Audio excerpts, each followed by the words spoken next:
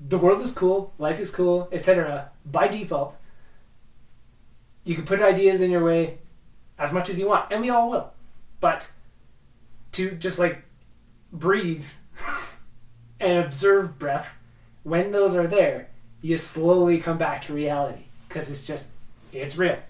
As far as like the most real thing that as you can feel as far as being a human goes. Yeah, if you like, don't hold on to the idea that you're an idiot either.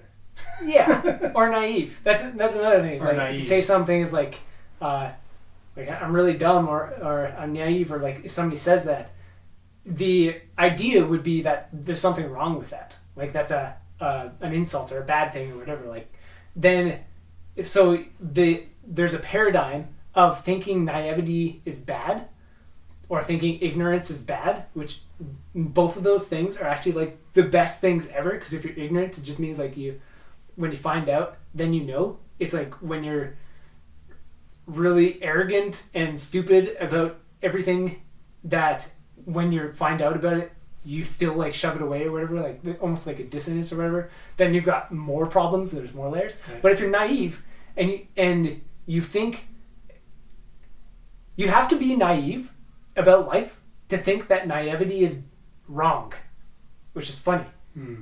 Because naivety is not wrong. So you have to be naive to even think that naivety is wrong.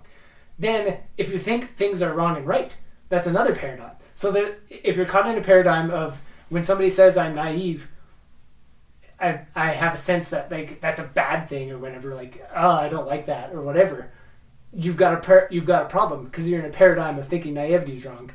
If you think naivety is wrong or things are wrong, then you're still in a paradigm of thinking things are right and wrong and etc. That's another paradigm to get out of. So like there's layers to all these. I think I wrote a section of this in V as well that I'm going to go into.